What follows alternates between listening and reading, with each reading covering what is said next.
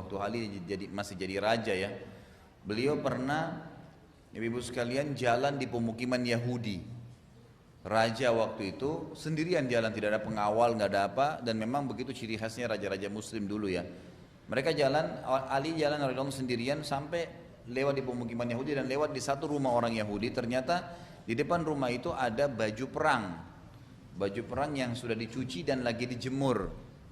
Kemudian Ali pun mengetok radhiyallahu anhu pintu rumah tersebut. Orang Yahudi lalu berkata, wahai Yahudi, saya mau tanya, itu yang digantung di depan itu baju perangnya siapa? Kata orang Yahudi ini, Anda bertanya Amir Mu'minin, baju perang yang ada di rumah saya, berarti jelas milik saya. Kata Ali, tapi ini punya saya, kayaknya punya saya. Buktinya 1, 2, 3, 4, 5. Gitu kan? Jadi ada bukti-bukti yang jelas. Ini loh tandanya dan seterusnya. Tapi Yahudi ini bilang, seperti jawaban saya Amir Mu'minin, baju perang itu di rumah saya, berarti milik saya. Ini terjadi dialog antara siapa? Raja Muslim sama masyarakat biasa Yahudi, gitu kan, kafir. Ini menandakan keadilan Islam. Dan nanti ada 3 kejadian besar antara Ali dan orang Yahudi ini yang membuat Yahudi ini masuk Islam.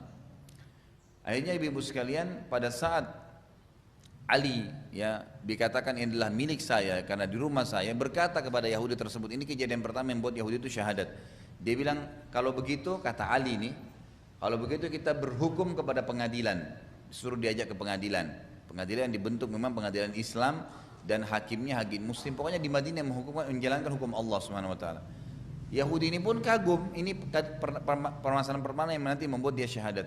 Kok bisa seorang raja mengajak masyarakat biasa kafir lagi untuk berhukum di pengadilan? Maka Yahudi ini pun berkata, saya jalan bersama Amir Mu'minin menuju ke pengadilan. Tiba di pengadilan, dia bilang, kejadian kedua yang membuat dia masuk Islam akhirnya nanti, pada saat masuk, hakim Muslim waktu itu bernama Shuraih. Shuraih ini ibu-ibu sekalian 60 tahun jadi hakim dan simbol keadilan dalam Islam. Dia menjadi hakim dari zaman Umar, Uthman, Ali, Muawiyah dan Yazid, 5 khalifah. 60 tahun menjadi hakim, gak pernah diganti karena adilnya. Dia lagi menghakimi di pengadilan, ada beberapa orang yang sedang komplain, yang sedang punya masalah, lagi dipecahin sama dia. Waktu Ali radhiallahu anhu masuk sama Yahudi ini memberikan salam di pintu gerbang pengadilan, sudah berikan salam, kata Yahudi ini, saya kaget. Gitu. Tiba-tiba si hakim dan orang-orang Muslim yang ada di pengadilan menjawab salamnya Amir Mu'minin, maksudnya Raja Ali radhiallahu anhu, tapi tidak ada yang berdiri, nggak ada yang berdiri datang salaman, memuji-muji Ali, nggak ada. Si hakim tetap di kursinya, semua orang Islam yang di situ lagi dihakimin juga menjawab Waalaikumsalam, seperti biasa gitu, seperti ketemu sama orang biasa, bukan seorang raja, ya, tidak diagungkan seperti umumnya orang. Kemudian hakimnya melakukan satu perbuatan yang membuat Yahudi ini kagum, dan ini yang kedua, poin kedua membuat dia masuk Islam. Kata hakim Shuraih, silakan Amir Mu'minin, maksudnya silakan duduk dan antri, gitu loh. Maka Yahudi ini bilang, Ali pun, Amir Mu'minin pun datang duduk menunggu antrian sampai selesai semua orang yang sedang bermasalah sebelumnya. Dan ini kasus nggak mungkin terjadi, ada orang pemimpin negara, gitu kan? Ya, suruh antri dan dia antri, Ali antri biasa aja gitu. Kasus yang ketiga yang membuat dia masuk Islam itu pada saat tiba gilirannya, kata hakim, dan ini sekaligus menjelaskan tadi apa yang ditanyain ya. Jadi yang ketiga ini si hakim Yahudi ini bilang, tiba-tiba waktu tiba giliran kami, hakim pun Shuraih memanggil kami ke depan lalu berkata kepada Amir Mu'minin Ali. Shuraihnya berkata, wahai Amir Mu'minin, ada apa? Kata Ali, tadi pagi saya jalan di pemukiman Yahudi dan saya temukan di rumah dia baju perang, ini yang dibawa sama dia. Ini setahu saya baju perang saya karena ada buktinya 1, 2, 3, 4, 5, ada tanda-tandanya. Maka berkata yang Shuraih ini kembali kepada Yahudi, wah Yahudi apa pendapatmu? Kata Yahudinya, saya sudah jawab untuk Amir Mu'minin di rumah saya. Jelas baju perang di rumah saya berarti punya saya, gitu kan? Lalu hakim pun Shuraih balik kepada Ali lagi berkata, wahai Amir Mu'minin, apakah anda punya saksi?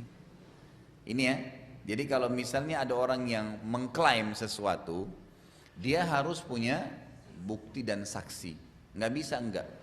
Nah, ini sudah jelas dalam syariat kita dan dalam pemerintahan Indonesia pun sekarang walaupun belum menerapkan 100% hukum Islam itu sama, ya, gitu, itu sama. Harus ada saksi-saksi baru bisa. Baik. Pada saat itu kata hakim kepada Ali, wahai Amir Mu'minin, apakah anda punya saksi wahai Amir Mu'minin? Kata Ali, yang tahu benar baju perang ini cuma 3 orang, Hasan, Husain, Fatimah. Apa kata hakimnya, Syurai? Wahai Amir Mukminin, tolong garis bawah ini keadilan Islam ya, ibu-ibu sekalian.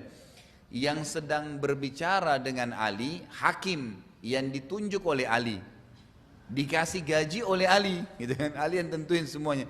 Dan ini Ali sedang mengklaim baju perang yang dipegang oleh orang kafir, gitu kan?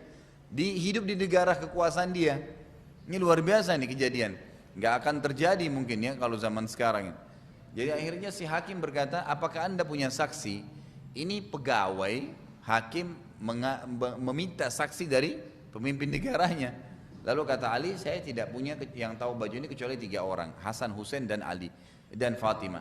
Kata hakim apa? Ya Amir Mukminin, anda tahu dalam Islam anak nggak boleh saksi untuk orang tuanya, dan orang tua nggak boleh jadi saksi buat anaknya, nggak boleh, pasti saling bela. Berarti Hasan Husain sudah tertolak. Kalau Fatimah istri anda boleh saja, tapi dalam Islam saksi itu harus laki-laki 2 yang terpercaya. Kata Allah, wastashidu syahidaini min rijalikum. Ya, kalian harus mendatangkan saksi yang terpercaya dari 2 laki-laki. Kalau tidak ada laki-laki, maka 1 laki-laki diganti dengan berapa perempuan? 2. Berarti butuh berapa? 4. Sementara Fatimah hanya 1. Maka kata hakim, berarti anda butuh 4 orang. Ini baru 1 orang Fatimah. Kata Ali apa? Saya nggak punya saksi lain. Yahudi ini masuk Islam gara-gara kejadian ketiga ini. Kata Yahudi ini tiba-tiba hakim Syurai menghadap ke arah kami dan keputusan yang tidak saya percaya. Dia bilang, wahai Amir Mukminin, saya putuskan kalau begitu baju perang itu miliknya Yahudi karena anda nggak punya saksi. Nggak ada saksi, gitu kan? Mana saksinya? Nggak ada. Nanti kalau misalnya pun orang yang sedang mengambil nanti zalim, itu urusan dia sama Allah. Allah punya cara menghukumnya. Tapi yang jelas secara zahir kelihatan beginilah hukum yang harus diambil karena tidak ada saksinya. Makanya selalu tulis, sebentar. Tulis harus ada saksi-saksi. Ya, usahakan ada saksi, utang kah, investasi kah, semua harus ada saksi. Maka saya selesaikan dulu kisahnya Bu ya. Maka si Yahudi ini pun tidak percaya kejadian tersebut. Pada saat hakim mengatakan, saya mengambil keputusan wahai Amir Mukminin, baju perang ini milik Yahudi. Kata Ali, baiklah. Yang terjadi penutupan kisah, hakimnya Syurai tutup dengan kafaratul majlis, kemudian turun dari kursinya, bertemu dengan Ali salaman. Ini baru salaman tadi, sudah selesai tugasnya, dia salaman, keluar dari pintu gerbang pengadilan. Yahudinya duduk di sana ngelongo-ngelongo nih. Ini apa yang terjadi nih? Kata si Yahudi, sebentar Amir Mukminin, sebentar hakim. Udah selesai kah pengadilan ini? Kata Ali, iya. Kata Syurai, iya. Kata Ali kembali, walaupun saya yakin itu baju perang saya. Walaupun saya yakin itu baju perang saya, tapi saya nggak punya saksi. Begitulah agama kami menghakiminya, gitu kan? Lalu kata si Yahudi ini masih nggak percaya, apakah baju perang ini jadi milik saya sekarang? Kata Ali, iya. Kata hakim, iya. Langsung Yahudi ini mengatakan, asyhadu an la ilaha illallah wa anna muhammadar rasulullah. Syahadat dia. Lalu Ali tanya, kenapa kau syahadat? Dia bilang, demi Allah wahai Amir Mukminin, ini baju perang anda yang saya curi 2 hari lalu. Emang benar saya curi baju ini, dia ngakuin.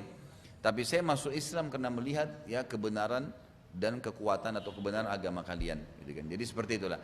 Tapi ulama mengambil di sini pelajaran dari kisah ini, bahwasanya hukum orang kalau mengklaim sebuah produk, maka dia harus punya bukti dan saksi. Tapi saksi lebih kuat lagi ya, karena saksi itu bisa menjadi